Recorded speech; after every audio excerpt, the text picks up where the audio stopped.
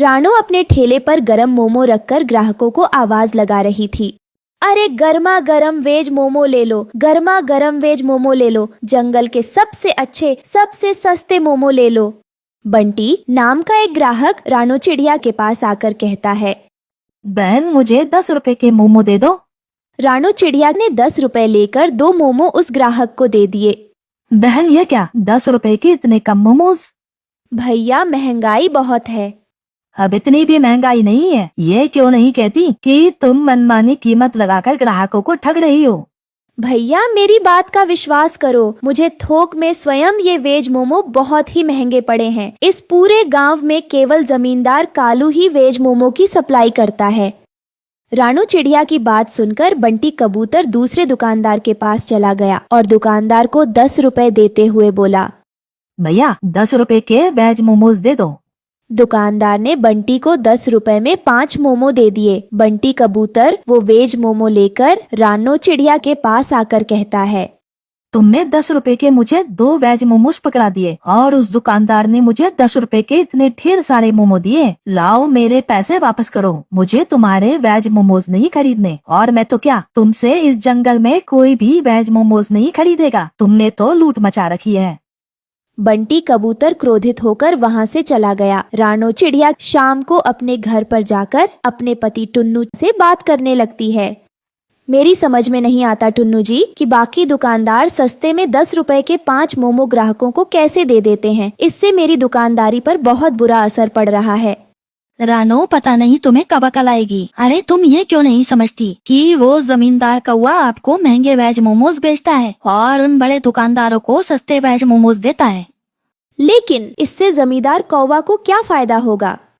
जरा सोचो, कुछ समय पहले हमारे जंगल में वेज मोमो के ना जाने कितने ठेले थे, लेकिन धीरे धीरे करके वो सारे ठेले समाप्त हो गए। अब इस जंगल में केवल तुम ही ठेले पर वेज मोमोज लगाकर बेचती हो। जिस दिन तुम भी इस धंधे को बंद कर दोगी, उस दिन वो दुकानदार मनमाने रेट में ग्राहकों को वेज मोमोज बेचेंगे।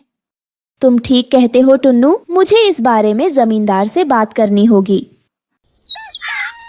अगले दिन रानो चिड़िया गांव के जमींदार के पास चली गई। रानो चिड़िया को देखकर जमींदार ने कहा, क्या बात है रानो चिड़िया, कल ही तो तुम मुझसे वेज मोमोज लेकर गई थी, क्या इतनी जल्दी तुमने वह बेच दिए? मैं इसी सिलसिले में आपसे बात करने के लिए आई हूँ। क्या हुआ, सब ठीक तो है? जमींदार साहब, सारे जंगल के दुकानदारों को आप ही मोमो बेचते हैं, मगर कुछ दिनों से मैं देख रही हूँ कि सारे दुकानदार कम रेट में ग्राहकों को वेज मोमो ज्यादा देते हैं। ये तो अच्छी बात है रानो चिड़िया, तुम भी कम रेट में ग्राहकों को मोमो बेचो। जमींदार साहब, दुकानदार ऐसा तभी कर सकते हैं जब आप उन्हें सस्ते में और मुझे महंगे में वेज मोमो दे रहे हो।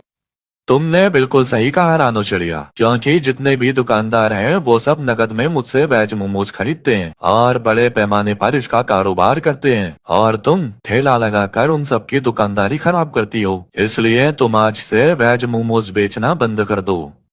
ये तो बहुत गलत बात है जमींदार साहब। इसका मतलब मेरे पति बिल्कुल सही कह रहे थे। आप छोटे दुकानदारों को खत्म करके बड़े दुकानदारों को बढ़ावा दे रहे हैं।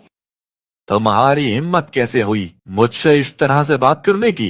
आज से तुम्हें कोई वेज मोमो शोमो नहीं मिलेंगे। जाओ, जाकर कोई और धंधा देखना शुरू कर दो।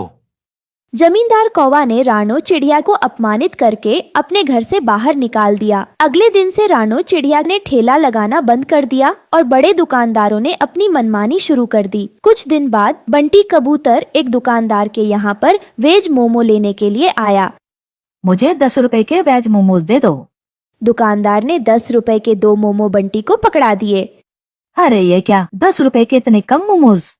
इतने रुपए में सिर्फ इतने ही मिलेंगे। जानते भी हो वेज मोमोज के रेट आसमान छू रहे हैं। मैं इतने महंगे वेज मोमोज नहीं खरीद सकता। तो फिर आज से मोमोज खाना बंद कर दो। रानो इस दृश्य को बहुत गौर से देख रही थी। वो निराश होकर अपने घर पर आकर बैठ गई कि तभी जंगल की एक बुजुर्ग चिड़िया वहाँ पर आ गई। अरे मौसी, आप अचानक यहाँ कैसे? तुम्हारे साथ जमींदार ने बहुत ही गलत किया। जमींदार को ऐसा नहीं करना चाहिए। अब क्या कहूँ मौसी, मैंने सुना है कि किसी जमाने में आप अपने खेतों में बड़ी तादाद में मोमो की सब्जियाँ उगाया करती थीं। उस दौर में मैं दुकानदारों को मोमो बनाने के लिए सब्जियां मुफ्त में दे देती थी। लेकिन अब जमाना बदल गया है ना। जमाना चाहे भले ही बदल गया हो रानू चिड़िया, लेकिन वेज मोमो का जादुई गांव आज भी है। यह सुनकर रानो चिड़िया बुरी तरह से चौंक जाती है। मैं आपकी बात का मतलब नहीं समझी मौसी। रानू चिड़िया, जंगल के सभी पक्षी यह समझते हैं कि मैं अपने खेत में मोमो उगाया करती थी, लेकिन यह सच नहीं है। सच तो यह है कि मैं उस वक्त में वेज मोमो जादुई गांव से लेकर आती थी। उस जादुई मोमो के गांव का द्वार कहाँ खुलता है, यह केवल मैं जानती हूँ। मैं चाहती हूँ कि तुम उस जादुई मोमो के गाँव में जाओ और वहाँ से मोमो लाकर सारे जंगल में मुफ्त में बांटो। उसके बाद तुम चमत्कार देखना। मौसी, कहीं आप मजाक तो नहीं कर रही ना?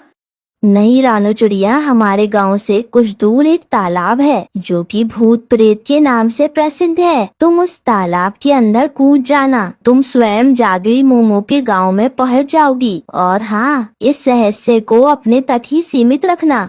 इतना कहकर मौसी वहाँ से चले गई। जहाँ तक मौसी को मैं जानता हूँ, वो कभी झूठ नहीं बोलती। तुम्हें एक बार ऐसा करना चाहिए। मैं चाहता हूँ कि उस जमींदार की दुकानदारी इस जंगल में जड़ से ही समाप्त हो जाए। रानो चिड़िया मौसी की बताई हुई जगह पर चला गई और उस तालाब को गौर से देखने लगी। रानो उस तालाब के अंदर कूद गई। उसने स्वयं को एक अजीबोगरीब गांव में पाया। रानो ने देखा कि उस गांव में सुख सुविधा की हर वस्तु मौजूद थी, मगर वो सब घर मोमो के ही बने हुए थे। रानो चिड़िया आश्चर्यचकित रह जाती है। यह तो बड़ा ही अजीबोगरीब गांव है। यहाँ तो हर वस्तु मोमो की बनी हुई है। तभी रानो के कानों में एक व्यक्ति की आवाज टकराई। तुमने सही कहा, ये जादुई मोमोज का गांव है। रानो चिड़िया ने देखा कि वो व्यक्ति उसे देखकर मुस्कुरा रहा था। मैं यहाँ से मोमो ले जाना चाहती हूँ। तुम यहाँ से जितने भी मोमोज ले जाना चाहती हो ले जाओ। यहाँ से मोमोज ले जाने की कीमत नहीं चुकानी पड़ती। रानो चिड़िया बहुत सारे मोमो लेकर तालाब के किनारे आ पहुँची। अब मैं रोज वहाँ से मोमो लाकर जंगल में मुफ्त में बांटूंगी। मोमो ले लो, मुफ्त में मोमो ले लो, मोमो ले लो, आओ आओ। मुफ्त मोमो सुनकर सभी पक्षी रानो चिड़िया के ठेले पर आ जाते हैं। इस प्रकार जमींदार का मोमो का कारोबार ठप्प पड़ जाता है। दूसरी ओर जमींदार गुस्से से आग बबूला हो उठा और अपने आप से कहा, आखिर ये दो कौड़ी की रानो चिड़िया अपने आप को समझती क्या है? इसकी वजह से मेरा सारा धंधा चौपट हो गया। मैं इसे छोड़ूंगा नहीं, मैं इसे सबक सिखा कर रहूंगा। इतना कहकर जमींदार गुस्से से बाजार में उस जगह पर चला गया जहाँ पर रानो चिड़िया अपना ठेला लगाती थी। रानो चिड़िया, तुम्हारी वजह से मेरा धंधा चौपट हो गया है। मैं तुम्हें कल तक का समय देता हूँ। इस जंगल को छोड़कर चली जाओ, नहीं तो मुझसे बुरा कोई नहीं होगा। जमींदार गुस्से में रानो का ठेला तोड़ देता है और उसके घर को भी अपने गुंडे पक्षियों से कहकर उस पर बुलडोजर चलवा देता है। रानो रोते हुए अपने पति और बच्चे के साथ उस नदी किनारे जाकर रोने लगती है। तभी उस नदी में से एक मायावी देवी बाहर आती है। क्या बात है रानू चिड़िया, तुम उदास क्यों हो? तुम तो कल ही मोमो लेकर यहाँ से गई हो, क्या हुआ मुझे बताओ। हे मायावी देवी, मेरे मोमो और ठेला उस दुष्ट सेठ ने तोड़ डाला और मेरा घर भी तोड़ दिया। अब मेरे पास रहने का भी ठिकाना नहीं। अच्छा, तुम परेशान मत हो, मैं अभी तुम्हारा घर तैयार कर देती हूँ। इतना कहते ही वहाँ एक पेड़ पर मोमो का सुंदर घर तैयार हो जाता है। ये एक जादुई मोमो घर है। इसमें तुम्हें एक टोकरी रोज मोमो से भरी मिलेगी, जिसे बेचकर तुम अपना गुजारा कर सकती हो। रानो चिड़िया ये देखकर बहुत खुश हो जाती है और अपने परिवार के साथ मोमो के घर में खुशी खुशी रहने लगती है।